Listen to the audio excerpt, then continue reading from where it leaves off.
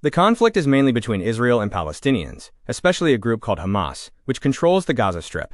Both sides claim the same land, and that is where the core issue begins.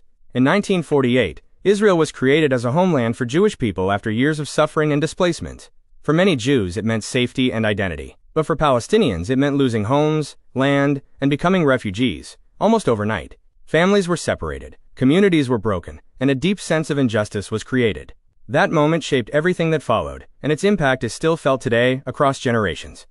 Since that time, the region has seen multiple wars, uprisings, and repeated cycles of violence.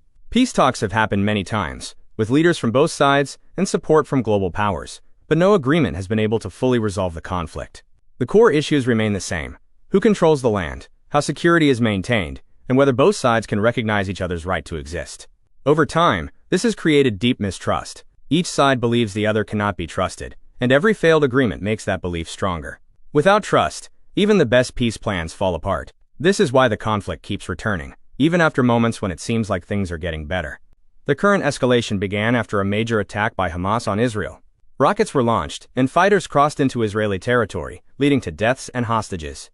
It was one of the most serious attacks in recent years. In response, Israel launched large-scale airstrikes on the Gaza Strip. Buildings were destroyed, infrastructure was damaged, and the situation quickly turned into full-scale conflict.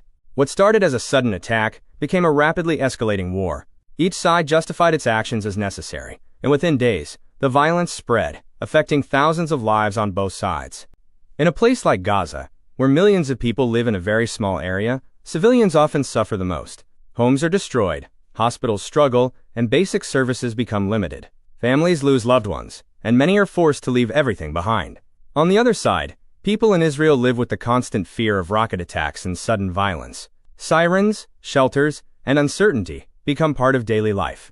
For ordinary people, this is not about politics or strategy. It is about survival. Children grow up hearing explosions instead of silence. Parents worry about safety every single day. This human cost is what makes the conflict so painful and so difficult to ignore. One of the biggest reasons this conflict is so difficult to resolve is that it is not just about land. It is also about religion, identity, and history. Jerusalem, for example, is a city that holds deep meaning for Jews, Muslims, and Christians. Control over it is both symbolic and political. Any tension there can quickly turn into larger conflict. Over the years, many peace proposals have been suggested, including the idea of two separate states. But disagreements over borders, security, leadership, and recognition continue to block progress. On top of that, years of broken promises have created deep mistrust. Even when talks happen, both sides often believe the other will not keep their word. So the cycle continues.